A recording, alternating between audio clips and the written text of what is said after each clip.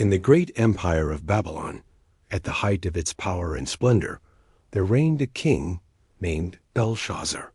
He was the son of Nebuchadnezzar, the great king who had expanded the kingdom and built Babylon into a city famed throughout the world for its magnificence. Nebuchadnezzar himself had once known the power of God and had been humbled by him. But Belshazzar, his son, had forgotten these lessons. Belshazzar was a proud king. He delighted in wealth, power, and pleasure. His palace was filled with the finest treasures of gold and silver. The walls echoed with the sounds of music and laughter, and the air was thick with the scent of rich food and sweet wine. One night, Belshazzar held a great feast, inviting 1,000 of his nobles and commanders to celebrate with him. The hall was ablaze with light, the tables overflowed with food, and the wine flowed freely. Men drank and rejoiced, boasting of their might, and praising their gods made of gold, silver, bronze, iron, wood, and stone. These gods, however, were powerless. They could neither see, nor hear, nor save. In the height of this celebration, Belshazzar made a bold and disrespectful command. He ordered that the sacred vessels which had been taken from the temple in Jerusalem by Nebuchadnezzar be brought forth. These were the gold and silver cups and bowls used in the worship of the Lord God, the God of Israel. Without reverence, Belshazzar and his guests drank from these holy vessels.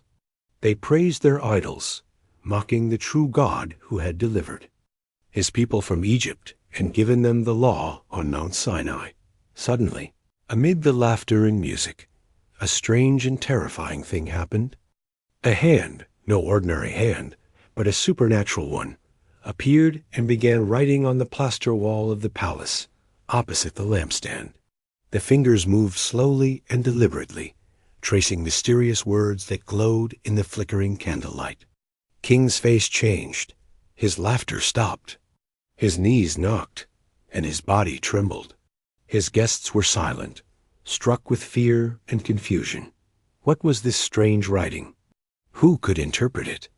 Belshazzar called for his wise men, enchanters, astrologers, and diviners, men skilled in mysteries and secrets. They came quickly, hoping to bring understanding and calm to the frightened king. Yet none could read the writing or explain its meaning. Belshazzar's fear turned to anger.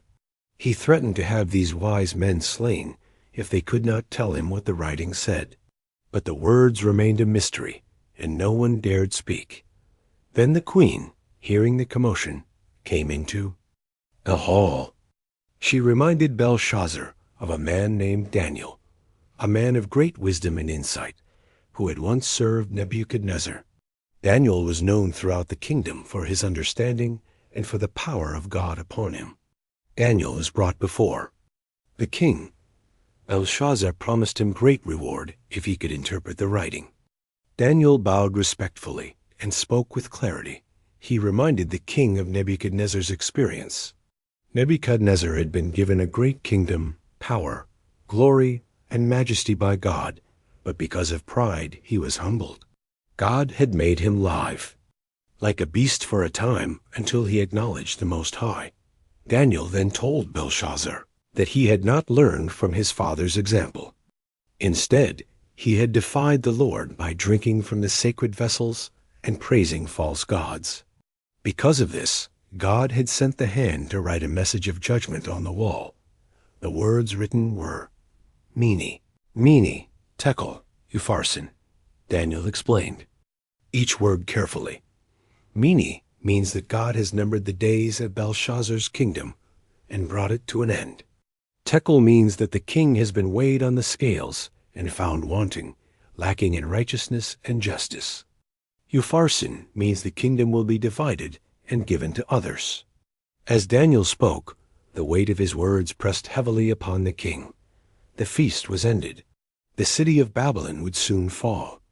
That very night, the city of Babylon was captured by the armies of the Medes and Persians. The gates were opened from within, and Belshazzar was slain. His mighty kingdom was taken from him and divided, just as the writing it foretold. This story calls to us across the ages. It reminds us that no person or kingdom is beyond the authority of God. Pride and arrogance, especially when they lead, used to disrespect what is holy, bring consequences. Like Belshazzar, we can become distracted by the pleasures and honors of this world, forgetting to walk humbly before God.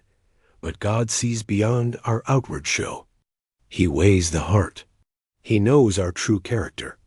The writing on the wall may not come as glowing letters, but God often sends warnings through our circumstances, through His Word, or through the quiet nudging of our conscience.